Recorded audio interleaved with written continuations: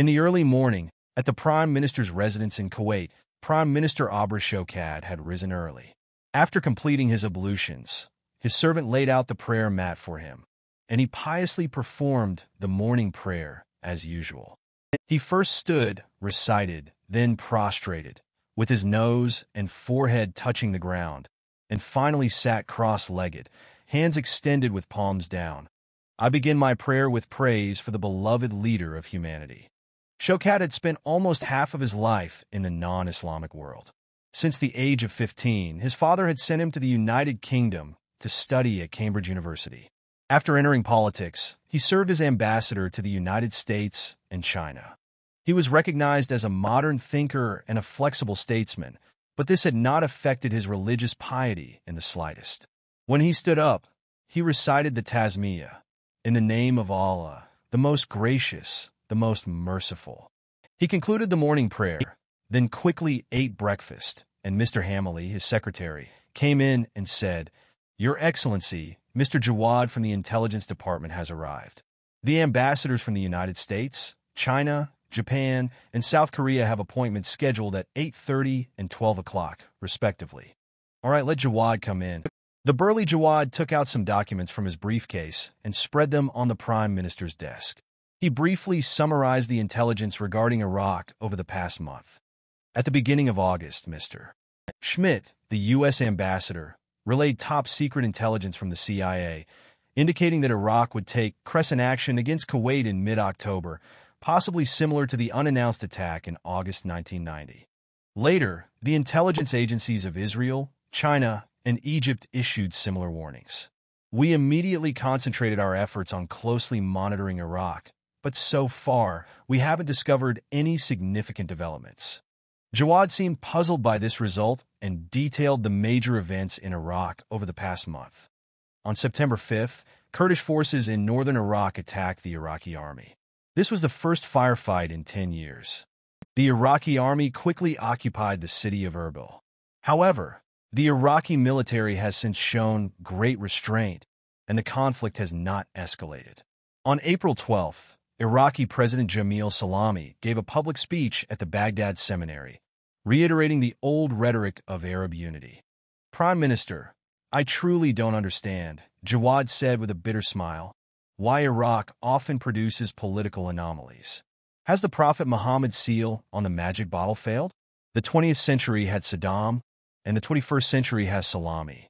Salami is very good at inciting people. The Iraqis worship him, this modern prophet committed to Arab unity, almost to the point of fanaticism. Intelligence officers say that after his speech at the seminary, the students were so enraptured that they scrambled to kiss his shoes." The Prime Minister was gloomy. He knew that such fanaticism would inevitably pose a threat to the small nation of Kuwait. Jawad continued his briefing. On September 20th, Iraq conducted nationwide vaccinations against the Hana virus, with President Salami personally vaccinating children in the Zubair industrial area. As you know, the Hana virus was first discovered in Argentina in 1996, and due to its unique mutations, no vaccine has been developed for it yet. Baghdad announced the successful development of a vaccine 3 months ago after discovering 8 cases of the virus. We believe this might be psychological warfare, a means of reshaping Iraq's image and preventing a decline in tourism, or it could be a tactic by Salami to win public favor. The Prime Minister frowned and asked, "Do you suspect the hantavirus vaccine is fake? It's entirely possible that it's just glucose or saline solution. This madman Salami is capable of anything." The secretary interjected, "We should ask the intelligence personnel to get some vaccines and send them back to Kuwait for identification." Giv'ad smiled bitterly and said, "We have thought of it, but we didn't get it. Iraq's defense measures for the Hana vaccine are extremely strict, which is really strange. This shows that there must be something fishy going on." The Prime Minister thought for a while and said, "You can go back first. The American ambassador will be here soon." Ambassador Schmidt arrived at the Prime Minister's residence in a Chrysler electric car. In Kuwait, the charging service for lithium-ion car batteries is still very imperfect, and the outlets are not complete, which often causes him some trouble. How much he missed that beautiful Mercedes gasoline car. But in an era when the world's oil reserves are about to run out, the U.S. government has strictly ordered all government agencies to use electric vehicles, and he had to obey the order, at least in official activities. The Prime Minister was waiting at the door. He was thin and small, wearing a white Arab robe with a kind smile and a pair of sharp eyes. When he saw him, he immediately came forward and shook hands with him according to Western etiquette. "Welcome, Your Excellency the Ambassador." "Heko, Prime Minister." After the two sat down, the Prime Minister smiled and said, "Thank you, Ambassador, for the information you have forwarded. During the Gulf War 47 years ago, your country, along with other members of the international community, fought together to drive out the invaders from Kuwaiti territory. We will always remember this." The silver-haired, elegant ambassador bowed. "You're welcome. That's what we should do." The Prime Minister said, "When disaster strikes again, in addition to praying for God's blessing, we hope that the international community will once again uphold justice for us." "Excuse me, do you have any new intelligence about Operation Crescent in Iraq?" "Not yet. The KH-23 spy satellite has not found any signs of Iraqi military movement. But I think we can't rest easy. Your Excellency knows that during the 18 years that President Salami has been in power, he has exploited domestic oil reserves in a predatory manner and used these petrodollars to fanatically expand his military. Now the Iraqi army has returned to 1 million troops, and its comprehensive strength has ranked among the top 10 in the world. It is not ruled out that they are still producing biological and chemical weapons. If they want to occupy Kuwait, which is defenseless, it only takes a few days to mobilize." The Prime Minister's mouth showed a trace of sarcasm. He thought Ambassador Schmidt must know that 3/5 of the Iraqi army's equipment came from Hughes or Lockheed in the United States. Since the arms embargo on Iraq was lifted in 2000, American arms dealers have flocked to Iraq, determined to make up for the profits lost during the embargo period. Of course, he would not say these words out loud. He said earnestly, "We have great confidence in the friendship between Kuwait and your country. We hope that your country can intervene early this time and not let the invaders set foot on our territory and cause the same heavy losses as last time." Ambassador Schmidt smiled bitterly and said, "We will try our best. Kuwait is the only remaining major oil producer in the world. We certainly know the importance of your country's security to the world economy. However, today is no longer the 1990s. The 21st century is the century of Asia. Frankly speaking, the United States is no longer able to organize this international intervention. Please find those powerful Asian neighbors." There was a hint of jealousy in his words. The Prime Minister smiled and said, "Thank you for your suggestion. However, given our special relationship with your country, we still hope that you can actively participate. Please rest assured about that." The Chrysler electric car left. A luxurious Hongqi 3 gasoline car took its place. From the end of the last century to the present, Hongqi cars have always been favored by car collectors, initially because of its political commemorative significance, and later because of its tragic grandeur. This technologically perfect car was born at the wrong time and was destined to be a sacrificial offering for the oil industry. Ambassador Nan Huiran stepped out of the car, wearing a well-made navy blue suit. His tie was tied meticulously, and he looked elegant. The Prime Minister had become acquainted with Nan Huiran during his stay in China, so the two of them quickly got to the point. Ambassador Nan said earnestly, "Please rest assured, Prime Minister, China has good relations with both Iraq and Kuwait. However, once a country dares to blatantly trample on international law, remember, this is the 21st century. The international community will never sit idly by. Our government has reached a preliminary agreement with several countries, including Russia, the United States, South Korea, Britain, Germany, and Japan, to hold a long-term joint military exercise near the Persian Gulf. This will have a certain deterrent effect and facilitate a quick response. I am very grateful for your decision.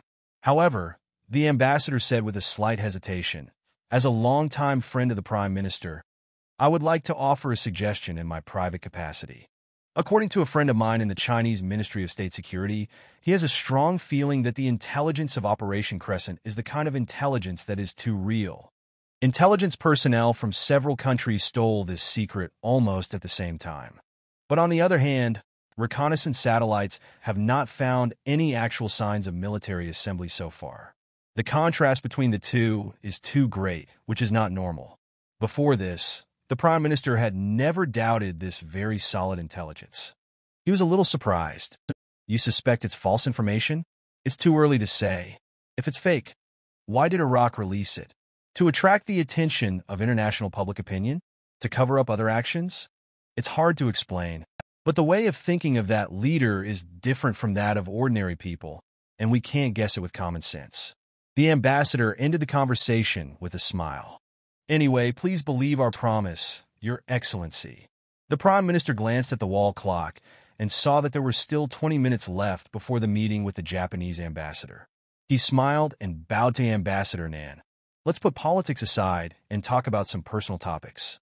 Do you know what I felt most deeply during my tenure as ambassador to China? I envied your country and the Chinese nation, and I could even say I was jealous of it. He emphasized, you have two of the richest historical legacies, a vast territory and a nation that is hardworking, numerous, and has a strong centripetal force. Therefore, even in the most difficult period of the Opium War, you still have hope for revival. What about Kuwait? You know that the name Kuwait originally meant small fortress, but this small fortress has no strategic location to defend. Of the 2 million people, 58% are overseas Chinese, and the 42% of Kuwaitis grew up on petrodollars and were raised on the pacifier of government welfare policies. They have long lost their sharpness. This means that we can only rely on the kindness of big countries. Nan Huiran heard the hidden pain of a politician from this frank conversation, and he consoled him. Your Excellency, the Prime Minister is a politician with great foresight. 20 years ago, when you first came to power, you cut oil production by 70% despite opposition from almost the entire country. You tempered the will of the Kuwaitis with hardship and laid the foundation for Kuwait's absolute advantage in today's oil market. I admire the Prime Minister's foresight and courage and perseverance. The Prime Minister shook his head. It's too late to reverse the situation. Even the oil wealth I have salvaged with so much effort could become the cause of disaster. What does the Chinese proverb say? It's a crime to possess a treasure? A man is innocent unless he possesses a treasure. Yes, at least in the eyes of our northern neighbor, the Bergen and Rosatane oil fields are the fat meat that he is hanging on to day and night. He changed the subject. I have to thank your country. A Chinese doctor cured my son's chronic disease. Yeah, my youngest son, Fami, was born with an allergic constitution. When he was 15, he caught a severe cold that made him allergic to almost everything. He had to live in a glass mask all year round. It was an exquisite cage, which was too cruel for a lively and active young man. I have taken him to almost all the famous hospitals in the world, such as the Medical Department of Hamburg University in Germany, the National Institute of Allergy and Infectious Diseases NIAID in the United States, the Institute of Human Virology and Immunology at the University of Maryland, Harvard Medical School, Tokyo Medical University, etc. The doctors were all powerless. But a month ago, Allah gave us a young Chinese doctor who cured my son's strange disease with magical ointment and injections. Ambassador Nen felt embarrassed. He knew about Fami's condition and had introduced Chinese doctors to him. But he had no idea about the arrival of this young doctor. He asked carefully, this young doctor. He is here to travel to the Gulf. His name is Huang Fulin. I heard that he is the descendant of Mr. Huang Fu Yushan, the famous balanced medical school in your country. Nan Huiran was secretly surprised. He was not ignorant of the domestic situation, but he had never heard of the balanced school. Could this be some quack doctor? He was a little scared. If this doctor made the deaf man dumb, it would definitely cause some trouble in diplomacy. After a little thought, he thought it would be best not to reveal his worries. He smiled and asked, Has your son recovered? He's completely recovered. A month ago, he couldn't go out, and even if he did, he had to wear gloves and a respirator. Now he plays at the beach with Huang Fulin every day, like a pardoned prisoner. He's so happy. The Prime Minister was overjoyed. The ambassador was also very happy to have such a happy ending. He smiled and said, My heartfelt congratulations to your son on his recovery. I would like to ask my government to commend the doctor. The Hongqi 3 sedan sped along the coastal road in Kuwait City. On both sides of the road were small buildings equipped with satellite antennas. The desalination towers stood on the seashore, and the tall A-type towers were strung with one or two glittering orbs. It was a wonderful combination of grandeur and exquisiteness, and it has become the symbol of Kuwait. There were many pedestrians on the roadside and the beach. It was easy to distinguish Pakistanis, Indians, Iranians, etc. by their skin color and clothes. Kuwaitis were rare. Ambassador Nan Huiran was deep in thought in the car. He was always worried about this so-called air of balanced medicine. After thinking for a while, he turned on his mobile phone and called Dr. Guo in the embassy. Heko, Lao Guo. Heko, where are you now? Is there an emergency? No, I'm just asking someone, do you know that there is a balanced medical school in the country? Please try to collect some information, and I will introduce it to me when I go back. He returned to the embassy. Dr. Guo was waiting for him in the office and asked, Lao Nan, why are you suddenly interested in balanced medicine? There is no information about it here, but I know it is a folk medicine school in Mengsheng on Hubei. What do you think of it? Dr. Guo smiled and said, you only need to know two things. The founder of balanced medicine, Huangfu Yushan, publicly claimed that one medicine can cure all diseases. Anyone with a little scientific knowledge would not believe this myth. In addition, he completely denied modern medicine that has been refined over thousands of years. He is really arrogant. What's wrong with you? You seem worried. The ambassador briefly introduced the situation. If this young man is a folk witch doctor or a liar, it is inevitable that diplomatic trouble will arise. However, according to the Prime Minister, his son Fami's chronic illness has indeed been cured.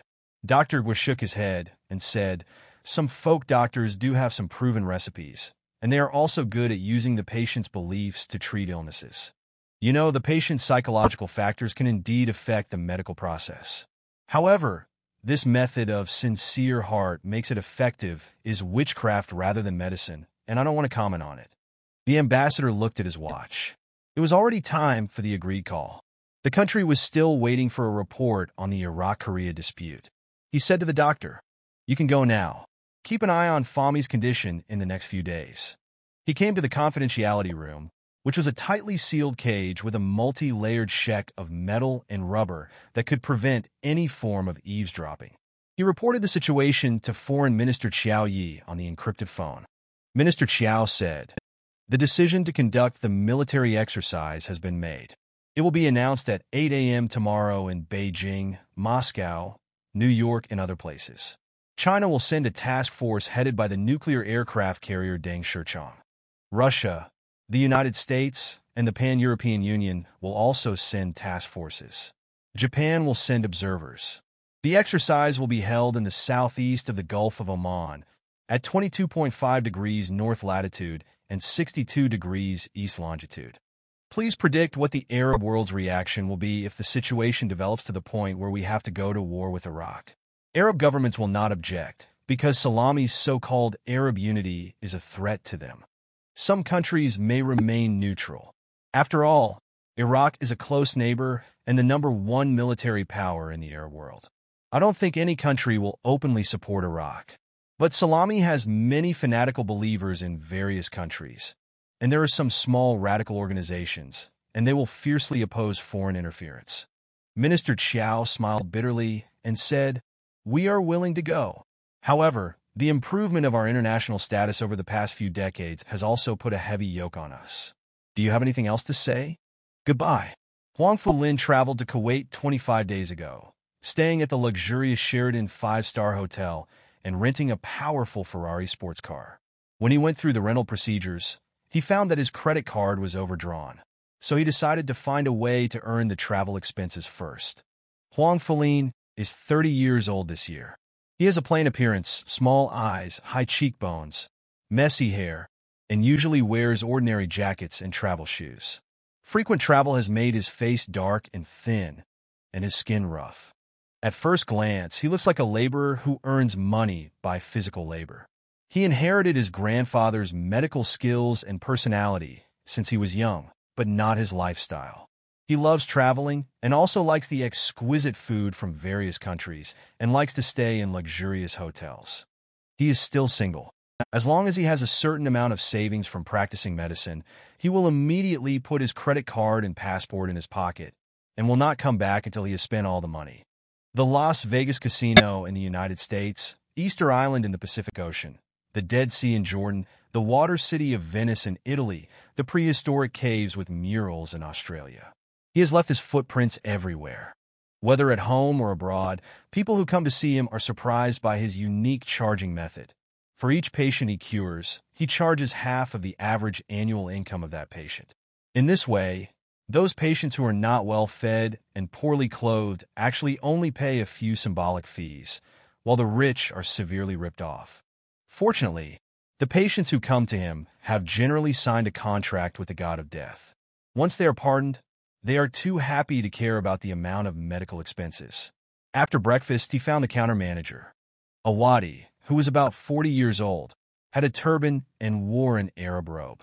He politely asked in English, "Dear guest, is there anything I could do for you?"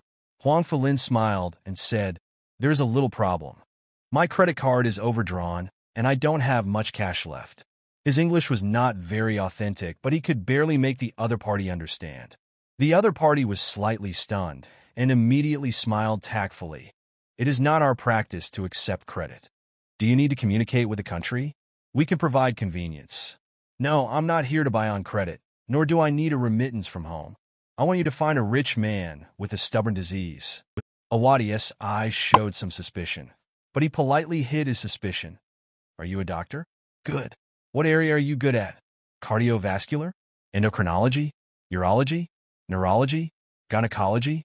Huang Fulin laughed and said, "I think you can handle it. There is no such division of labor in my medical skills." Awadi's eyes turned cold. The guy in front of him was boasting a little too much.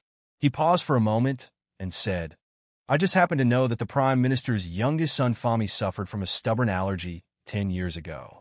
He went to more than a dozen famous hospitals for treatment, but was not cured. Are you willing to treat him?" His words contained a warning, but the unremarkable Chinese doctor smiled and said, "Let me try. Please find a Chinese translator for me, and I'll pay for it. My English is not very good." The Prime Minister's private residence is not far from the sea and covers a large area. Through the low flower fence, you can see dozens of houses scattered on the green grass.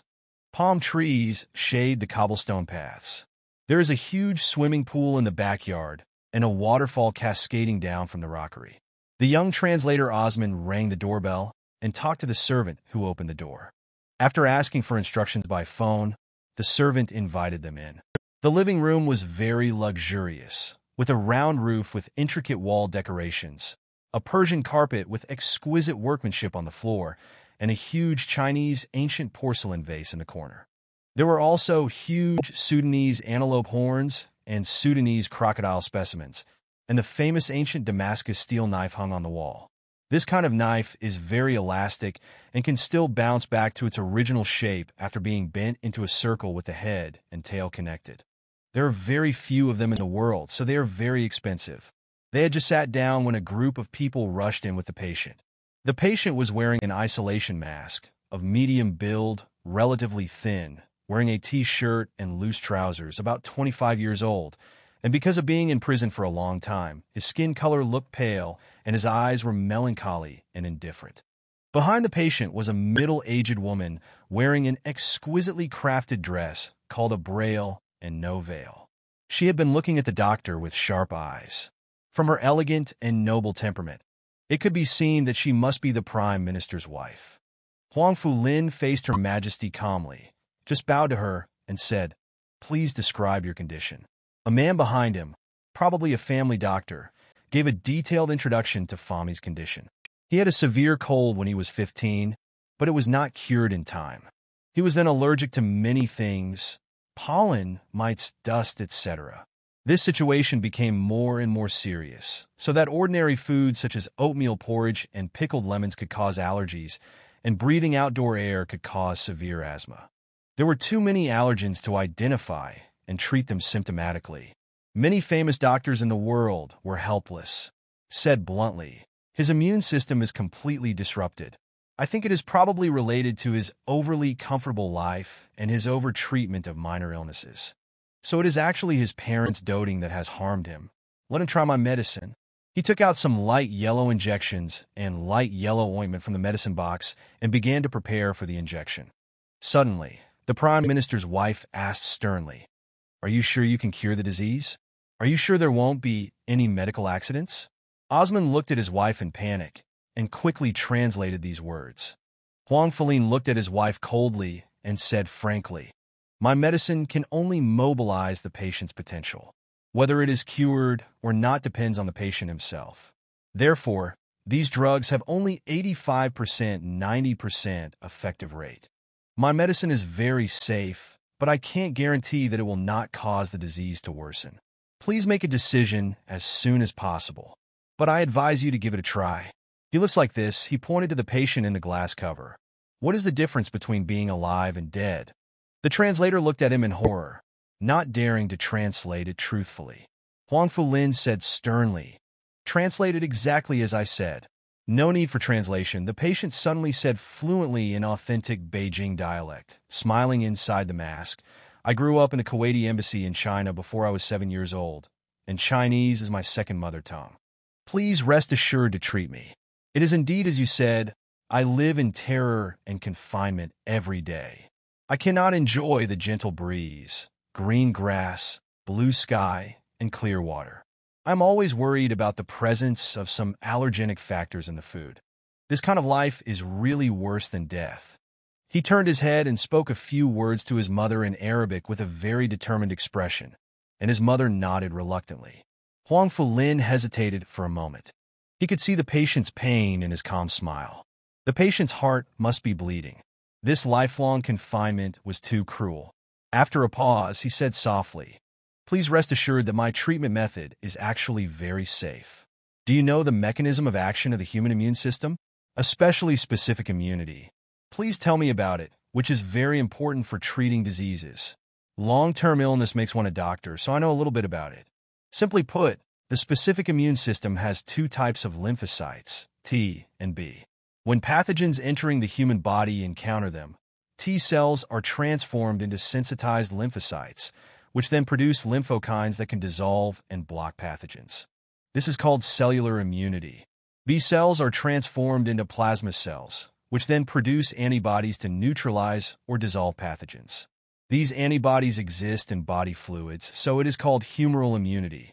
After fighting pathogens, T and B cells can also be transformed into memory cells, so that the human body automatically gains immunity to the pathogen after the disease. But sometimes the human immune system is too sensitive and reacts violently to harmless proteins entering the body.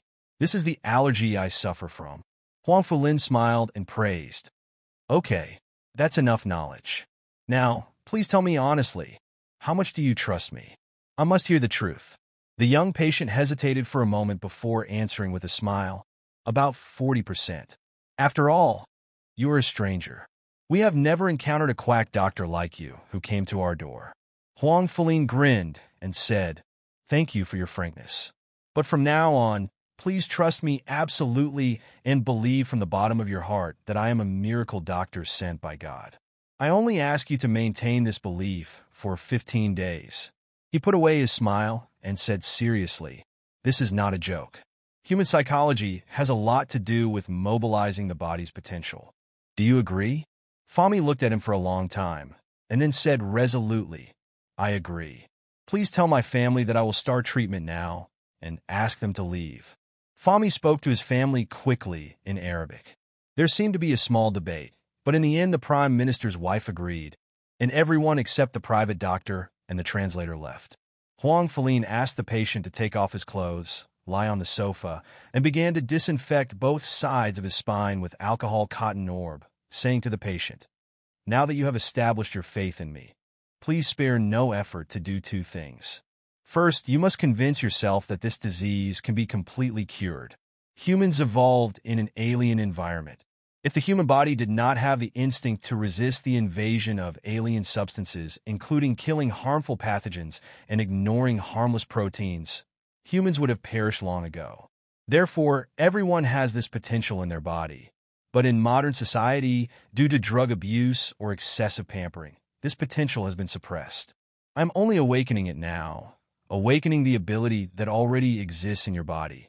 Do you remember? Fami nodded. Huang Fulin spoke these profound truths in a leisurely manner, as certain as 1 plus 1 is equal to 2. He had no reason not to believe them.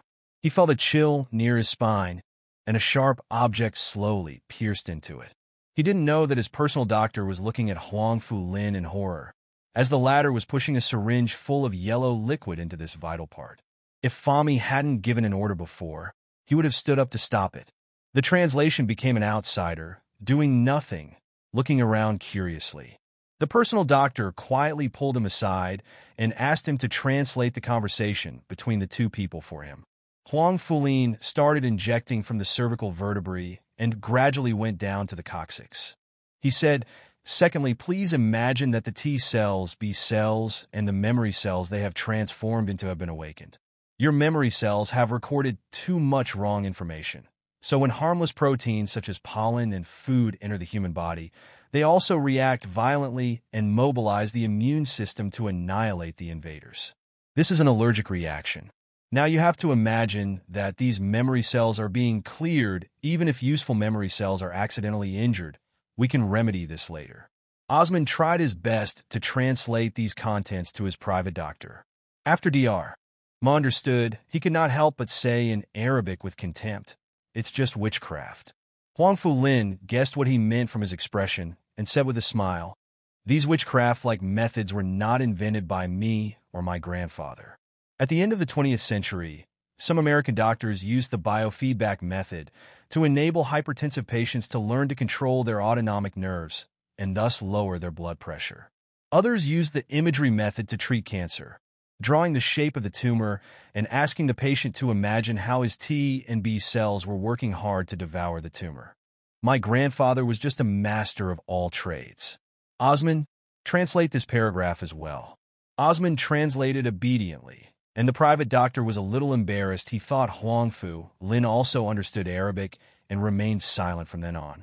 Huang Fulin added, "Japanese and German scientists have long discovered that parasites can enhance the body's ability to resist pollen allergies.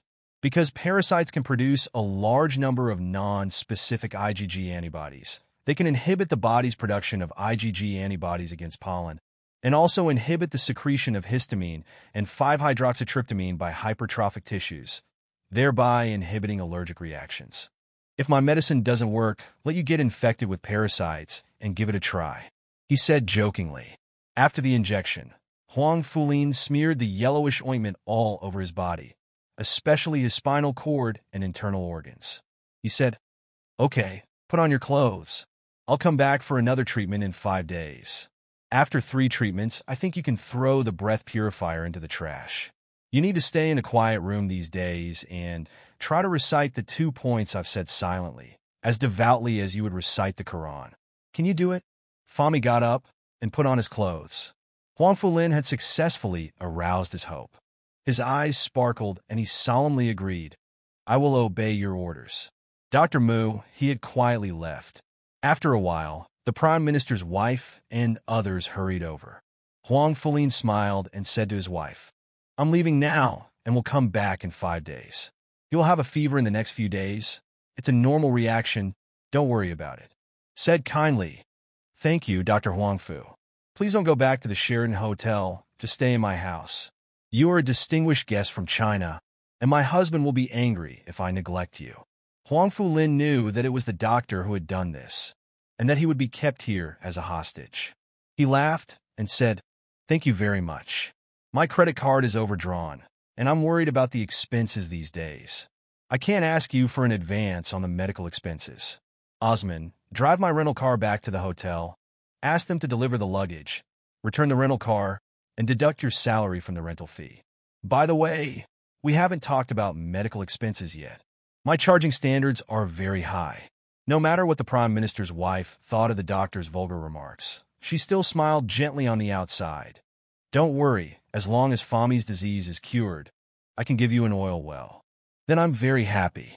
Huang Fulin made a face at Fami, and Fami smiled quietly. He had already fallen in love with this unruly and unrestrained quack doctor.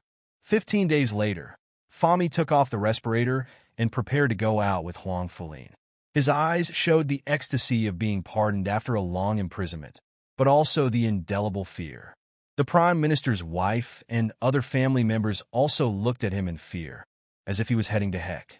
Huang Fulin ordered, "Stop the Rolls-Royce and get a convertible.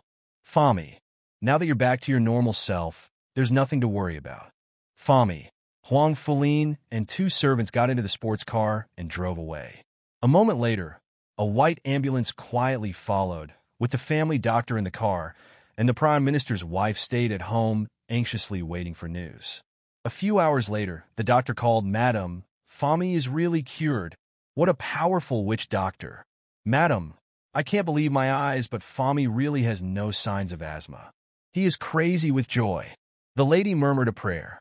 "All praises are due to Allah, the Lord of the world." "Amina," she excitedly called her daughter. "Tell your father quickly that your brother has recovered. The doctor from faraway China cured his illness. Thank the merciful Allah."